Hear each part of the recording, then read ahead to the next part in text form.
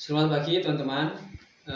Perkenalkan di sini saya atas nama Muhammad Ali Hamudin akan menerangkan atau saya diberi tugas atau amanah dari mata kuliah Al-Quran Hadis dengan tema yaitu tujuan dan fungsi Al-Quran.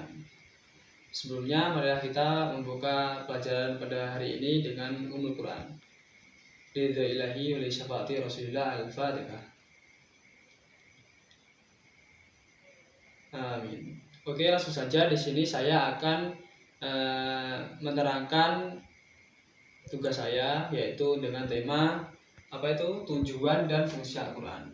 Kita tulis dulu ya, yaitu tujuan dan fungsi Al-Quran. Sebelum kita membahas tujuan dan fungsi Al-Quran, alangkah baiknya kita membahas tentang apa sih Al-Quran itu. Al-Quran adalah sebuah kitab dari Allah SWT yang mana diturunkan kepada Nabi Muhammad SAW yang diajarkan kepada seluruh umat manusia. Ya. Kita akan membahas tentang pertama, yaitu kedudukan Al-Quran.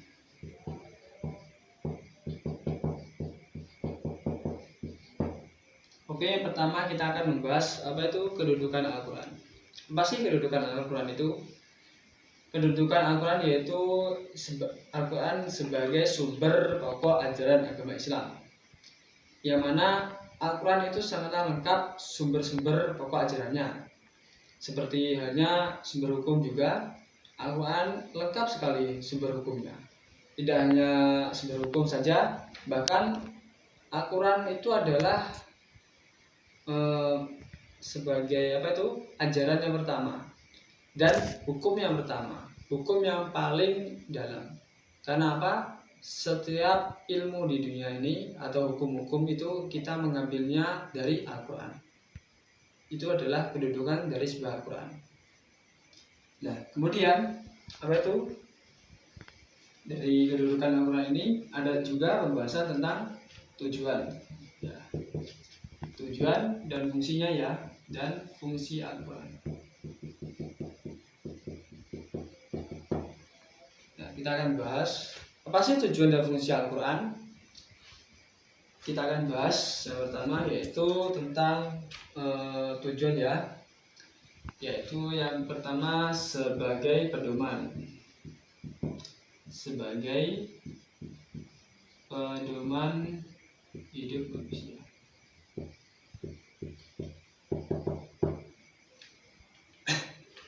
Ya, mengapa kok tujuan atau fungsi Al-Quran ini sebagai pedoman hidup manusia?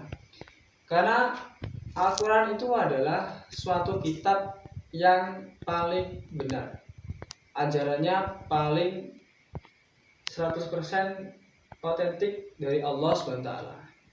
Karena apa?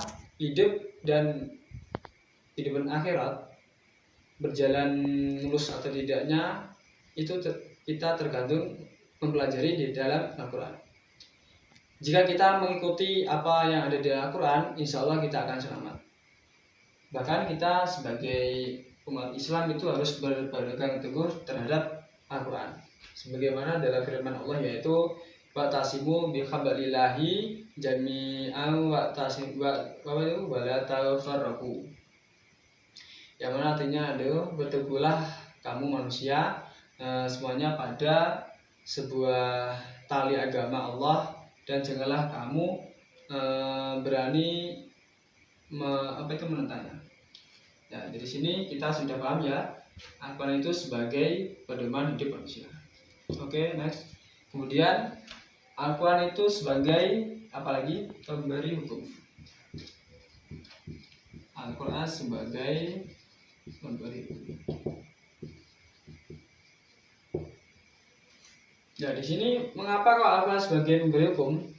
Karena di dalam Al-Quran itu adalah sumber hukum yang pertama, yang mana di dalam kitab-kitab fikih atau kitab-kitab hukum yang lainnya ya, itu mengambilnya dari Al-Quran.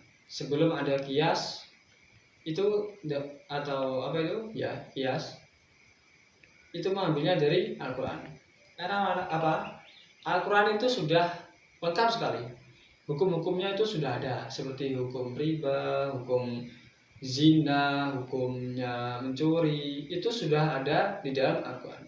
Jadi dengan Al-Quran kehidupan kita akan mudah. Oke, next. Yang ketiga yaitu apa saja tujuan dan fungsinya awal, yaitu tentang sejarah ya. Yaitu sebagai, kalau sejarah itu biasanya menyangkut apa?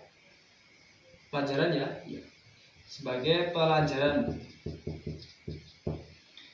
Yang ketiga ini kita akan bahas tentang Al-Quran sebagai pelajaran hidup manusia. Mengapa kok sebagai pelajaran hidup manusia? Karena Al-Quran itu isinya banyak sekali sejarah ya, bahkan banyak sekali sejarah-sejarah yang ada di Al-Quran. Seperti sejarahnya siapa? Nabi Nuh, Nabi Musa, Nabi Muhammad SAW, Nabi Ibrahim, Nabi Yusuf, banyak sekali.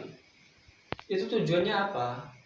Yaitu sebagai pelajaran bagi umat manusia di zaman modern ini, bahwa dahulu banyak sekali kisah-kisah atau pelajaran yang kita petik dari sejarah yang ada di Al-Quran.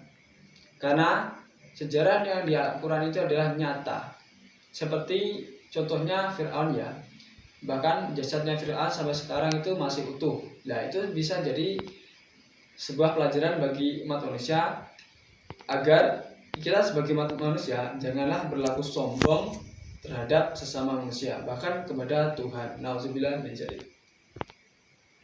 Oke, cukup itu saya dari menerangkan. Jadi intinya yang kita dapat petik dari pelajaran hari ini yaitu Al-Quran mempunyai kedudukan dan fungsinya. Fungsinya itu apa saja? Yaitu pertama sebagai pedoman hidup manusia, sebagai pemberi hukum, sebagai pelajaran. Karena apa? Al-Quran itu adalah sumber hukum yang pertama ya. Sumber hukum yang pertama, dan yaitu sebagai petunjuk yang benar. Jadi diingat-ingat, kita sebagai pelajar teruslah belajar dengan Al-Quran. Karena jika kita belajar dengan Al-Quran, insya Allah hidup kita akan tentram dan selamat. Oke, sekian dari saya. Kalau ada kurang lebihnya mohon dimaafkan karena masih belajar. Ihdinas siratal mustaqim. Wassalamualaikum warahmatullahi wabarakatuh.